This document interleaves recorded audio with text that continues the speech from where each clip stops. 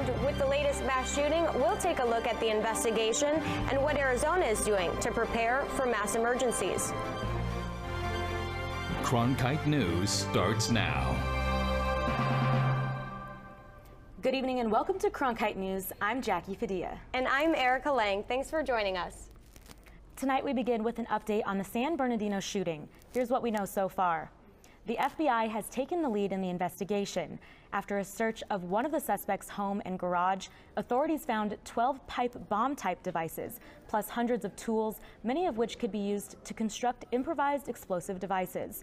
They also found 2,000 9mm rounds and over 2,000 rifle rounds. Investigators are still unclear what the motive was behind the attack. Terrorism is a possibility, but they have not ruled out this being workplace-related. San Bernardino was the largest mass shooting in the U.S. since Sandy Hook in 2012, and agencies across the country know this type of violence can happen anywhere.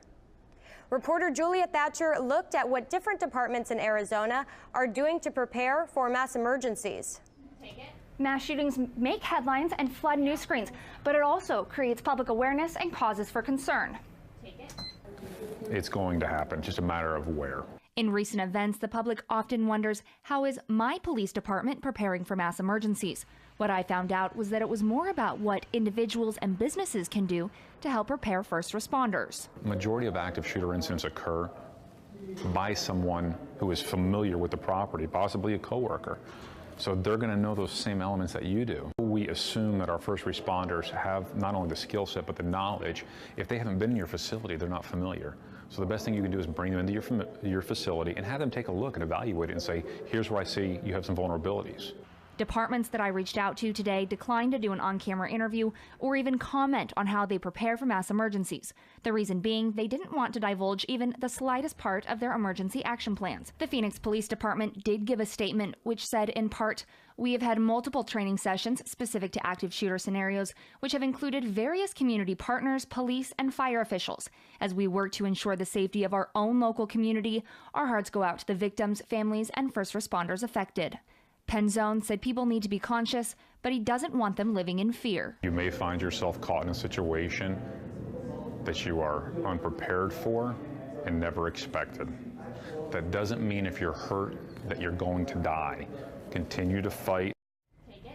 Something that is usually overlooked is having a second audible alarm separate from a fire alarm that can be used to signal other emergencies such as an active shooter. Live in the control room, Julia Thatcher, Cronkite News.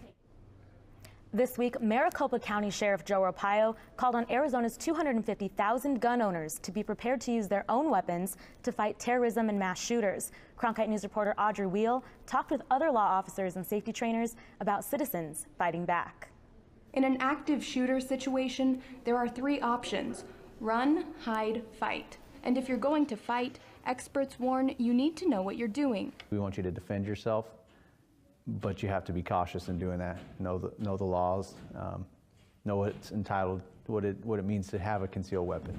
If they're in a position where they don't have a choice but to defend themselves, where that choice to run or hide is not there for them anymore and they have to fight, then absolutely, yeah, draw your firearm and take action. This video from the Arizona Counterterrorism Information Center shows citizen options in an active shooter scene. And at 999 training, anyone is welcome to practice responding to the same types of situations. You're okay to use the gun, but you need to be very aware of not only what you're shooting at, but what's around it, what else is going on. The simulator prepares people for that, working like a video game with several different shooting scenarios. But even a well-trained civilian needs to be careful. You're not the police. You're not somebody who's out there that is expected to take action for third parties.